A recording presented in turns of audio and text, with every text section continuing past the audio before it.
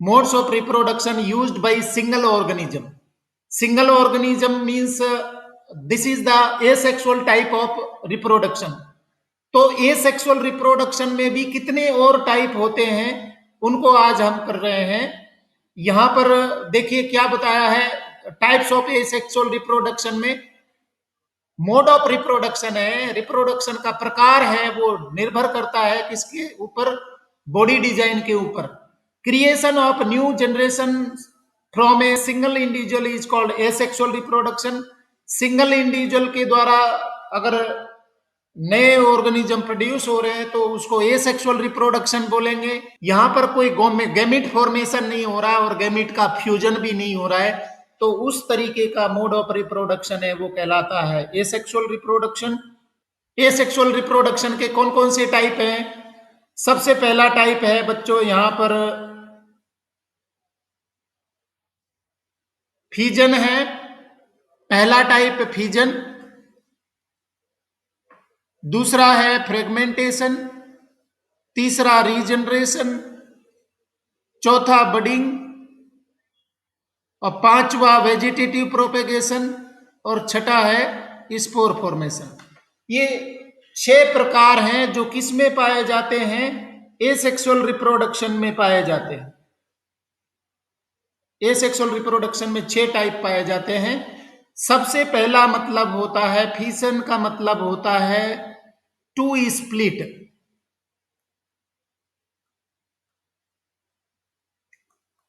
टूटना, ब्रेक होना, स्प्लिट होना, कटना, वो फीजन का मतलब है।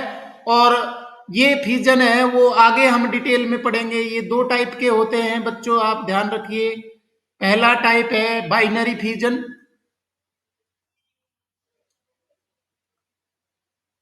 बाइनरी फीजन है, और दूसरा टाइप है मल्टीपल फीजन।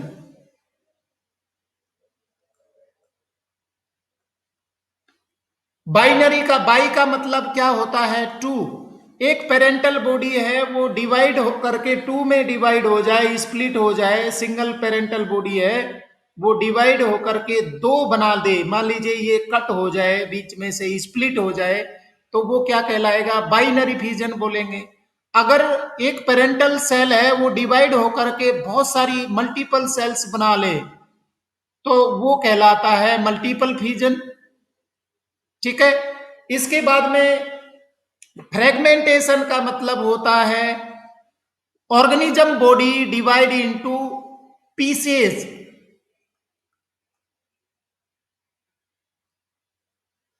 ऑर्गेनिज्म की बॉडी है वो किस में टूट गई है, पीस में टूट गई है, फ्रेगमेंट्स में टूट गई है। और फ्रेगमेंट का मीनिंग क्या होता है, piece. And each piece can be developed into a new individual, that is called fragmentation. कोई भी पेरेंटल बॉडी है वो टूट जाएगी, मान लीजिए ये पार्ट है, ये फ्रेगमेंट में टूट जाता है और हर फ्रेगमेंट है नया इंडिविजुअल बना ले, तो उसको आप क्या बोल रहे हैं, फ्रेगमेंटेशन। ठीक है। तो यहां कोई गैमिट फॉर्मेशन की जरूरत नहीं है, यहां पर कोई फ्यूजन की जरूरत नहीं है, तो ये कहला रहा है फ्रेगमेंटेशन। सिंगल पेरेंट है वो डिवाइड होकर के, ब्रेक्स होकर के कई सारे इंडिविजुअल्स में बट रहा है, बना रहा है, तो उसको हम फ्रेगमेंटेशन बोल रहे हैं। ठीक है। इसके बाद में रीजनरेशन। बच्चों रीजनरेशन का जो वर्ड मीनिंग होता है वो है टू रिटेन,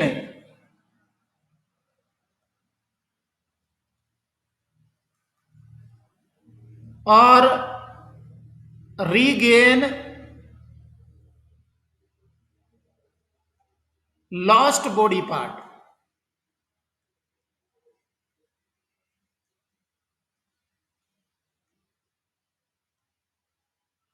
आप देखेंगे तो फ्रेगमेंटेशन और रीजनरेशन में भी कोई ज्यादा फर्क नहीं दिखता, परंतु ये याद रखना है कि लॉस्ट बॉडी पार्ट है उसको रिटेन कर लेना, रीगेन कर लेना, वो रीजनरेशन कहलाता है। और रीजनरेशन है वो हायर ऑर्गेनिजम्स में भी पाया जाता है, परंतु लोअर ऑर्गेनिज्म में ये एक रिप्रोडक्शन का टाइप है। ठीक है। चौथा टाइप है बडिंग। बडिंग का मतलब होता है An outgrowth on the body.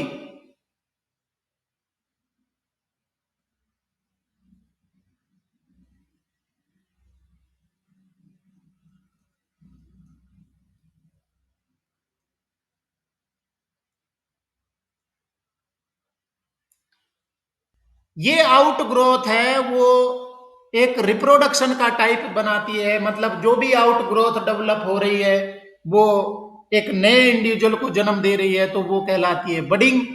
इसके बाद में वेजिटेटिव प्रोपेगेशन। वेजिटेटिव प्रोपेगेशन का मतलब क्या होता है? प्लांट बॉडी है उसको दो पार्ट में डिस्कस हम कर सकते हैं, बोल सकते हैं। पहला पार्ट है वेजिटेटिव पार्ट और दूसरा पार्ट है रिप्रोडक्टिव पार्ट। इसको मैं अभी आपको समझाऊंगा, सारी बातें समझ में आएंगी बेटा, कोई चीज नहीं समझने वाली नहीं है कि आपको दिक्कत हो जाए। मान लीजिए कोई प्लांट है, इस तरीके से उसमें रूट्स हैं और यहां उसको फ्लावर बोल दीजिए, ये फ्लावर लगा हुआ है।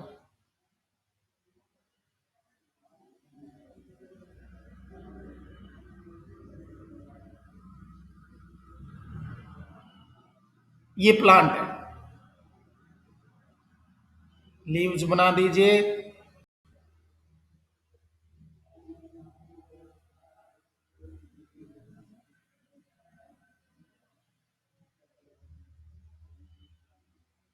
ये तो इसमें कौन कौन से पार्ट हो गए? रूट हो गई, ये पार्ट है उसका स्टेम हो गया, ये हो गई लीफ और ये हो गया फ्लावर। अब आप ध्यान दीजिए, प्लांट बॉडी को आप दो मेजर कैटेगरीज में पार्ट में बांट सकते हैं। जो रूट स्टेम और लीव्स होती है वो वेजिटेटिव बॉडी कहलाती है,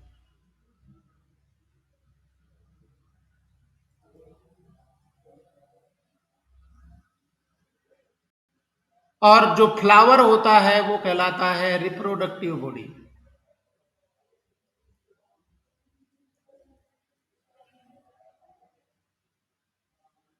ये बात समझ में आ गई? वेजिटेटिव बॉडी से अगर नए इंडिविजुअल बने तो वो क्या कहलाएगा? Vegetative reproduction.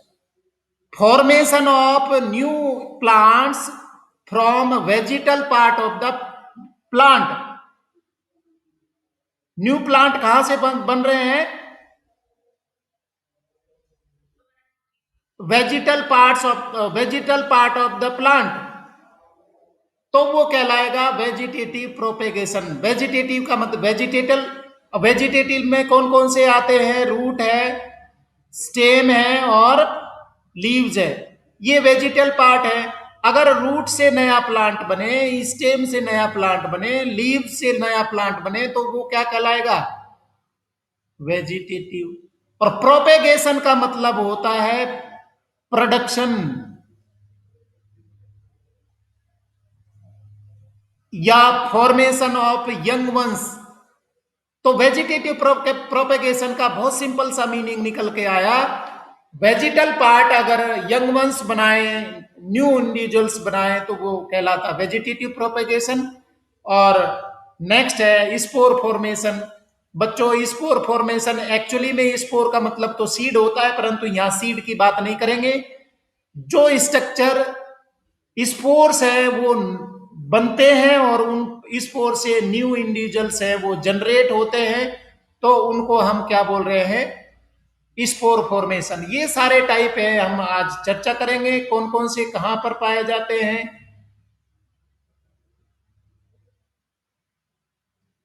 कितने उनके टाइप होते हैं। तो सबसे पहले आप समझिए टाइप्स ऑफ एसेक्सुअल रिप्रोडक्शन।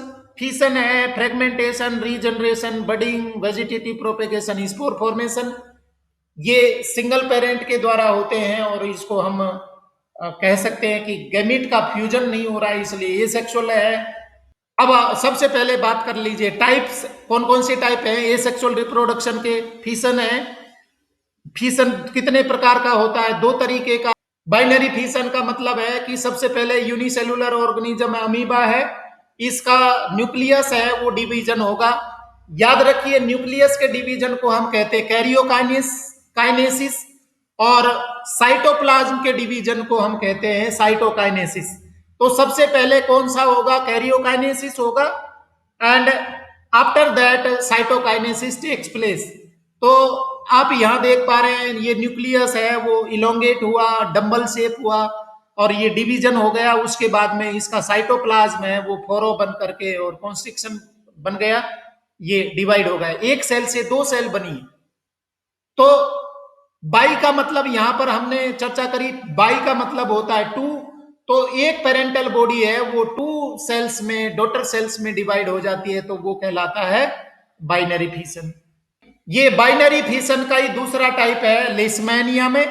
यहां पर भी आप देख सकते हैं कि ये पेरेंटल बॉडी है, इस तरीके की पेरेंटल सेल है, वो पेरेंटल सेल है वो उसमें फोरो कॉन्स्ट्रिक्शन बना, और एक ऑर्गेनिज्म है वो दो पार्ट में डिवाइड हो गया लिस्मेनिया में। आप यहां देख पा रहे हैं ये मतलब इसमें इस तरीके से ये कॉन्स्ट्रिक्शन आगे बढ़ते जाएगा और दो पार्ट में डिवाइड हो जाएगा, तो ये कहलाता है फिशन। बाइन का मतलब बाइनरी, टू पार्ट में डिवाइड होना। बाइनरी फिशन का एग्जांपल अमीबा और दूसरा एग्जांपल लिस्मेनिया। इसके बाद में मल्टीपल फिशन है वो पाया जाता है प्लाज्मोडियम में। प्लाज्मोडियम में शुरू में यहाँ एक न्यूक्लियस था, सबसे पहले न्यूक्लियस डिवीजन होता है, कैरियोकाइनेसिस होता है, एक न्यूक्लियस है मल्टीपल न्यूक्लियस बना लेता है, थाउजेंड्स ऑफ न्यूक्लियस में डिवाइड हो जाता है, और उसके बाद में साइटोकाइनेसिस होता है, मतलब न्यूक्लियस है उसके चारों ओर साइटोप्लाज्म में आ जाता है, प्लाज्मा मेम्ब्रेन बन जाती है। तो इस तरीके से एक सेल में thousands of daughter cell develop हो जाती है, इसलिए इसको हम क्या बोल रहे हैं? Multiple fission. इसका एग्जाम्पल क्या है? प्लाज्मोडियम, जो आपको मलेरिया करता है, वो मलेरिया पैरासाइट है, उसमें मल्टीपल फिशन होता है। It is the cell division of unicellular organisms to form new individuals. Example many bacteria and protozoa. Is two types, binary fission and multiple fission, जो हमने अभी चर्चा कर ली। बाइनरी फिशन में क्या होगा? In this parent cell divides into two daughter cells, example amoeba, leishmania. ये आप यहां देख पा रहे हैं, अमीबा पेरेंटल सेल है, दो सेल में डिवाइड हो रही है, यहां पर भी दो लेशमेनिया बन गए हैं। In amoeba binary fission takes place in any plane, किसी भी तरीके से डिवाइड हो सकती है। Some unicellular organisms have complex body organisation, example leishmania which is responsible for kala ajar have a wipe like structure. Here binary fission occurs in relation to these structures. मतलब इस तरीके से ये डिवाइड होगा, नीचे से फोरो बन करके, और पूरी बॉडी है वो डिवाइड हो जाएगी, सेल डिवाइड हो जाएगी। इन दिस मल्टीपल फिशन में क्या होता है? In this some single celled organism divide into many daughter cells, example plasmodium is responsible malaria, also known as malaria parasite, MP. ये आप यहां देख पा रहे। इसके बाद में देखिए फ्रेगमेंटेशन। फ्रेगमेंटेशन का मीनिंग मैंने आपको बता दिया था कि इनकी जो फिलामेंटस बॉडी है वो किसी भी वजह से टूट जाते हैं, स्प्लिट हो जाते हैं, ब्रेक हो जाते हैं, पीसेज में बढ़ जाते हैं। यहां आप देख पा रहे हैं न्यूक्लियस है, सेप्टा है, स्पाइरल, क्लोरोप्लास्ट, इनके अंदर ये जो स्ट्रक्चर है वो क्लोरोप्लास्ट पाया जाता है। अगर वो स्प्लिट हो जाए, ब्रेक हो जाए, तो हर पार्ट है वो पूरे फिलामेंट को जन्म देगा। ये पूरा फिलामेंट बनाएगा, ये पीस भी पूरा फिलामेंट बनाएगा, इस तरीके से पूरा फिलामेंट ग्रो करेगा, और ये भी पूरा फिलामेंट बनाएगा। तो ये कहलाएगा क्या? फ्रेगमेंटेशन। मैंने अभी आपको बताया बच्चों कि फ्रेगमेंटेशन का मतलब ही ये होता है बेटा कि parental body breaks into pieces. किस में बट रही है? ये पीस में स्प्लिट हो रही है, और हर पीस है वो नए इंडिविजुअल को में डेवलप हो रहा है।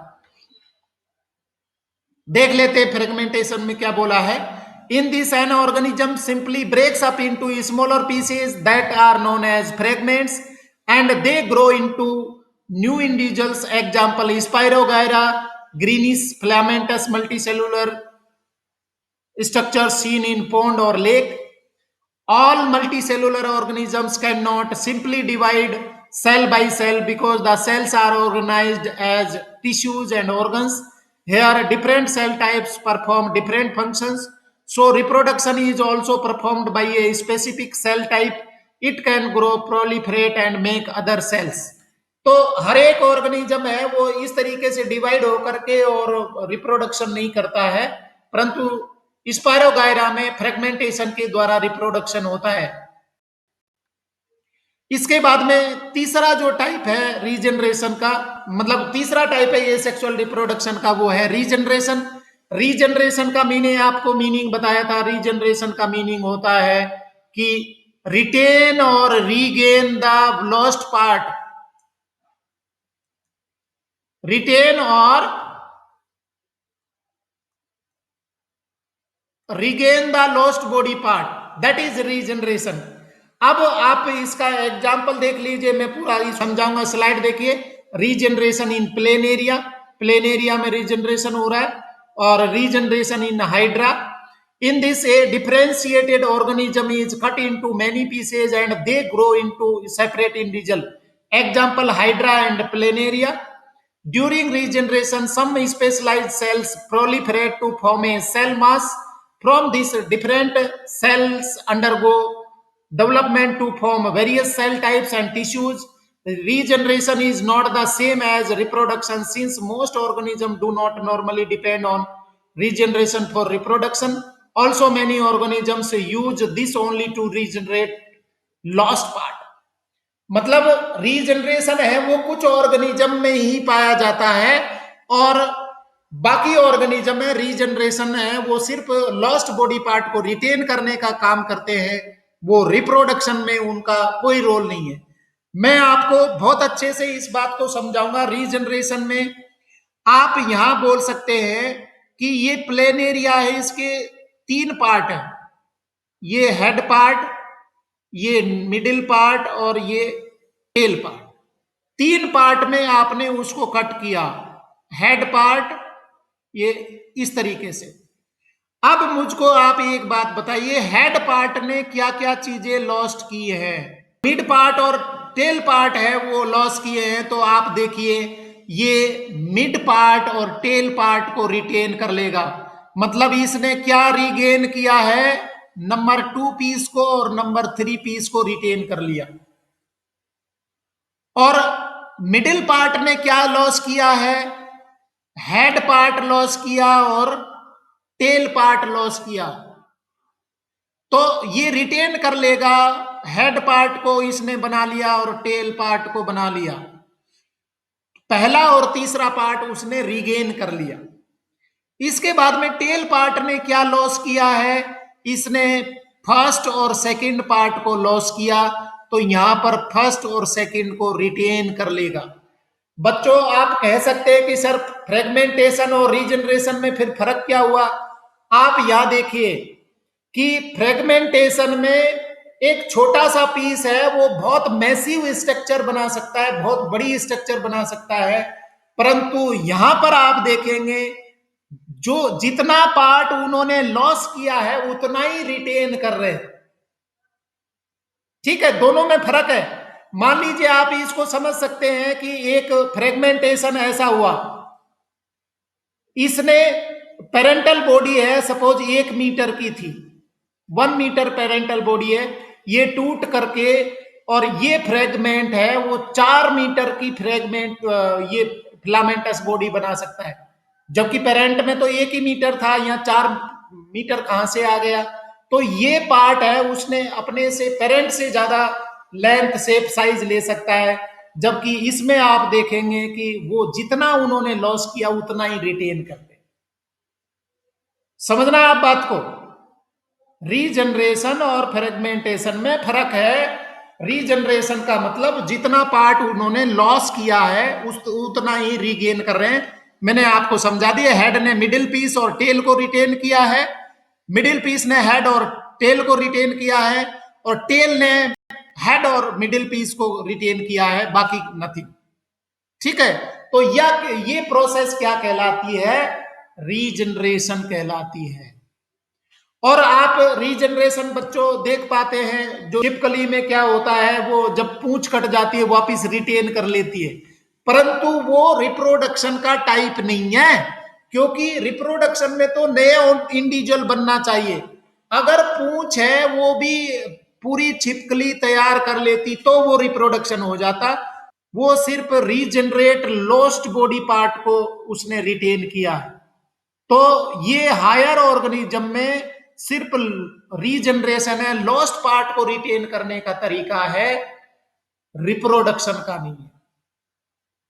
अगर नया इंडिविजुअल बना ले तो वो रीजनरेशन कहलाएगा, रिप्रोडक्शन का टाइप। और अगर लॉस्ट बॉडी पार्ट कोई रिटेन करता है तो वो सिर्फ रीजनरेशन है उस पर्टिकुलर ऑर्गन के लिए। समझ में आया कि नहीं आया, बताइए जल्दी से। बडिंग, बडिंग का मतलब क्या होता है बच्चों, मैंने अभी बताया था, आउट ग्रोथ होती है बॉडी में, कहीं पर स्पेशलाइज सेल्स हैं वो आउट ग्रोथ बनाती हैं, और वो आउट ग्रोथ है वो क्या कहलाती है, बडिंग कहलाती है। In this, a new organism is developed from a small part of the parent's body. Example, yeast, hydra. East में बडिंग जो होती है वो यूनिसेलुलर है, और हाइड्रा में जो बडिंग होती है मल्टी सेलुलर है। बडिंग इन ईस्ट और बडिंग इन हाइड्रा, आप देखिए सबसे पहले न्यूक्लियस डिवीजन होता है, कैरियोकाइनेसिस हो रहा है, कैरियोकाइनेसिस होकर के एक न्यूक्लियस से दो न्यूक्लियस बन रहे हैं, और उसके बाद में ये साइटोप्लाज्म डिवाइड हो जाएगा, एक ग्रोथ बन जाएगी, आउट ग्रोथ आएगी, जिसको हम बोल रहे बड। ये होगी पेरेंटल बॉडी, और जो आउट ग्रोथ होकर के और जो नई सेल बनी है इसको हम क्या बोल रहे हैं, बड बोल रहे हैं। और इस बड फॉर्मेशन की प्रोसेस को ही हम बडिंग बोलते हैं। इसी तरीके से हाइड्रा में आप देखिए, यहां पर एक स्पेशलाइज सेल है वो कंटिन्यूअस सेल डिवीजन करती है, और एक छोटी सी आउट ग्रोथ बनाती है, वो छोटी आउट ग्रोथ है वो बड कहलाती है। और धीरे धीरे वो आउट ग्रोथ है वो डिफरेंशिएट हो करके और बन जाएगी एक टाइनी हाइड्रा में। टाइनी हाइड्रा अभी भी डिपेंड करता है पेरेंटल बॉडी पर, परंतु जब ये complete hydra formation daughter hydra बन जाएगा तो पेरेंटल बॉडी से वो कट ऑफ हो जाएगा, डिटैच हो जाएगा, और सूटेबल प्लेस पर जाकर के अपना जीवन यापन शुरू कर देगा। तो इस प्रोसेस को हम क्या बोल रहे हैं बच्चों, बडिंग बोल रहे हैं। Budding in yeast, dissolve about 10 gram sugar in 100 ml of water. ये एक एक्टिविटी बताई है बडिंग इन ईस्ट को ऑब्जर्व करने के लिए। Dissolve about 100 gram sugar in 100 ml of water, take 20 ml of this solution in a test tube and add some yeast granules, put a cotton plug on the mouth of the test tube and keep it for 1-2 hours in a warm place. Put a drop of yeast culture from the test tube on a slide and cover with a cover slip. Observe under microscope. We see yeast reproducing by forming buds. यहाँ वही बताया है। Organisms such as Hydra use regenerative cells for budding. Regenerative मतलब लगातार cell division करके। In Hydra, a bud develops as an outgrowth due to repeated cell division at one specific site. Buds develop into tiny individuals and when fully mature, detach from parent body and become a new individual. ये अभी parent body पर depend कर रहा है, ये hydra, daughter hydra बड, परंतु जब वे mature हो जाएगा, फुल हाइड्रा डिफरेंशिएट हो जाएगा, तो यहां से डिटेच होकर के और नए इंडिविजुअल को जन्म दे देगा, मतलब अपना स्वतंत्र जीवन यापन करना शुरू कर देगा। इसके बाद में वेजिटेटिव प्रोपेगेशन। वेजिटेटिव प्रोपेगेशन का मीनिंग मैंने बताया था, रूट, स्टेम और लीव्स अगर रिप्रोडक्शन में इन्वॉल्व हो तो वो कहलाता है vegetative propagation. In this plants parts like root, stem and leaves develop into new plants under appropriate condition, तो उसको हम क्या बोल रहे हैं, वेजिटेटिव प्रोपेगेशन। आप यहां देख पा रहे हैं एक्चुअली में जो पोटैटो है बच्चों स्टेम है, ये क्या है,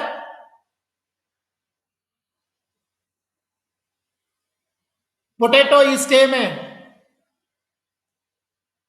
ये स्टेम है, और ये भी स्टेम है बच्चों, और ये लीफ है। तो वेजिटेटिव प्रोपेगेशन मतलब वेजिटल पार्ट अगर नए प्लांट फॉर्मेशन में इन्वॉल्व हो तो वो कहलाता है वेजिटेटिव प्रोपेगेशन। एडवांटेज देखिए क्या एडवांटेज इसमें इसके द्वारा होती है वेजिटेटिव प्रोपेगेशन के द्वारा। यूज्ड इन लेयरिंग और grafting to grow plants like sugar cane, roses, grapes for agricultural purpose. मतलब उनको बीज बनाने की जरूरत नहीं है, वो लेयरिंग, ग्राफ्टिंग, प्लांट पार्ट लेकर के जमीन में गाड़ देते हैं और वही फिर नया प्लांट बना लेते हैं। Plants raised by this method can bear flowers and fruits earlier than those produced from seeds. Seed से ग्रो करवाएंगे तो लंबा समय लगेगा, अगर आपने मैच्योर ब्रांच से कट करके और ब्रांचिंग स्टेम पार्ट लगाया है तो वो तुरंत ही उसमें फ्लावरिंग हो जाएगी, उसमें फ्रूटिंग हो जाएगी। Seedless progenies can be produce, example banana, orange, rose, jasmine etcetera. बच्चों जिनमें सीड बनते ही नहीं है तो वो कौन से तरीके से प्रोपेगेट करेंगे, वो वेजिटेटिव तरीके से बनेंगे क्योंकि उनमें सीड फॉर्मेशन ही नहीं होता है। तो सीडलेस प्रोजेनीज बनाने के लिए ये मेथड है वो यूजफुल होता है वेजिटेटिव प्रोपेगेशन। एंड नेक्स्ट है all plants are genetically similar to the parent plant. बहुत इंपॉर्टेंट है, एक मान लीजिए हेल्दी प्लांट है जिसमें सुपीरियर करेक्टर है, उसको अगर वेजिटेटिवली ग्रो करेंगे तो जितने भी नए प्लांट बनेंगे वो सिमिलर होंगे जेनेटिकली। मैंने ये बात आपको शुरुआत में बताई थी कि यहां पर क्योंकि डिफरेंट गैमीट का फ्यूजन नहीं हो रहा है, पेरेंटल बॉडी से ही नए प्लांट बन रहे हैं, तो किसी तरीके की वेरिएशंस बहुत ज्यादा नहीं आएंगे और वो जितने जैसा पेरेंट है उसके जैसा ही प्रोजेनी बनेंगे। ये आप यहाँ पर देख पा रहे हैं बच्चों, ये आई बर्ड दिख रही है, ब्रायोफिलम आप देख पा रहे हैं, leaf of bryophyllum with birds. Potato tuber has birds for vegetative propagation. Cut a potato into small pieces such that some pieces contain a notch or bud and some do not. Place them on some wet cotton on a tray. यहाँ कुछ आंखें होनी चाहिए, आई bird होनी चाहिए, notches होनी चाहिए, वहां उनको रख के देखिए। After few days, the potato pieces with buds give rise to fresh green shoots and roots. In bryophyllum, buds are produced in the notches along the leaf margin. They fall on the soil and develop into new plant.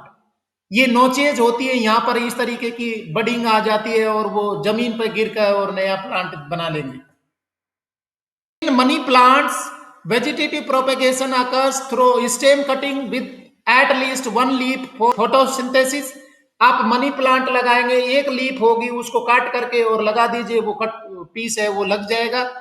It can be demonstrated by following activity.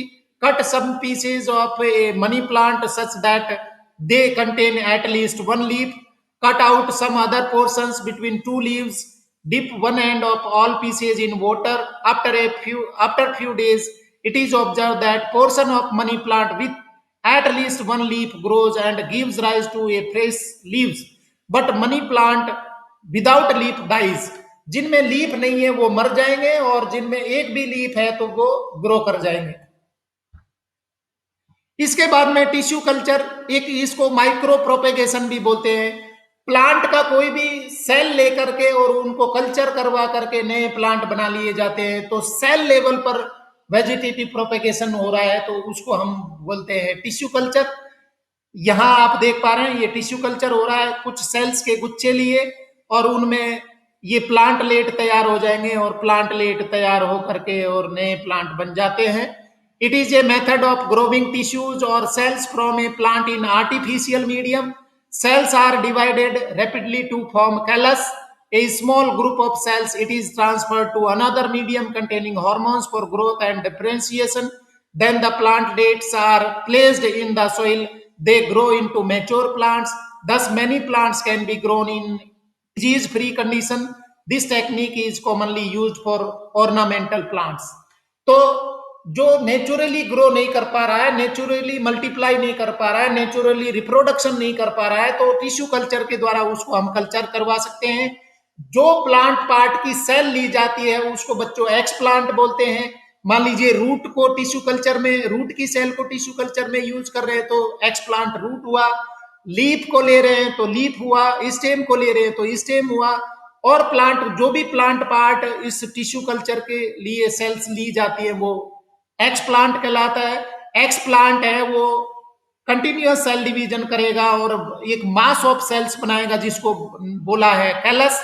Callus है उसको दूसरे culture medium में transfer कर दिया जाएगा, जहां पर different growth hormones होते हैं जो रूटिंग शूटिंग को प्रमोट करते हैं।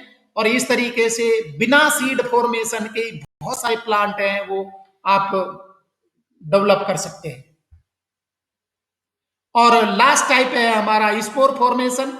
स्पोर फॉर्मेशन का यहाँ पर देखिए, स्पोर फॉर्मेशन इन राइजोपस, ये फंगी है। यहाँ पर कुछ स्ट्रक्चर्स बनती है जिनको हम फ्रूटिंग बॉडी बोलते हैं। ये फ्रूटिंग बॉडीज है वो स्पोरेंजियम कहलाती है, और उन स्पोरेंजियम के अंदर स्पोर बनते हैं। स्पोर्स हैं वो रिलीज होकर के सूटेबल प्लेस पे जाकर के और फिर से कॉलोनी बना लेते हैं। तो यहाँ आप ये स्पोर देख पा रहे हैं, ब्लैकिश पाउडर है और ये फफूंदी लगी हुई है, ये फंगी है। स्लाइड में क्या बताया वो डिस्कस करते हैं। It is present in organisms like bread moulds, rhizopus. Keep a slice of wet bread in a cool moist and dark place, observe it for a week. आप एक सप्ताह के लिए या 3 दिन के लिए ही रख के देखिए, वो ब्लैकिश पाउडर आ जाएगा, फफूंदी लग जाएगी उसमें। A layer of white mass of thread like structure is seen on the slice, it is the hyphae of Rhizopus. मतलब कॉलोनी आ जाएगी। Hyphae include some blob on a stick structure. They are involved in reproduction. The blobs sporangia contain cell spores that can develop into new rhizopus. ये blobs बनेंगे, bulb like structures बनेंगी इनके अंदर, इनको हम sporangia बोल रहे हैं, और इनमें बन रहे स्पोर वो रिलीज होकर के और नई कॉलोनी बना लेंगे, इस तरीके की फफूंदी डेवलप कर लेंगे। Spores are covered by thick walls that protect them until they come into contact with a moist surface and can begin to grow. 6 type के सेक्सुअल रिप्रोडक्शन है, एग्जाम्पल के साथ में हमने पढ़े। Thank you very much.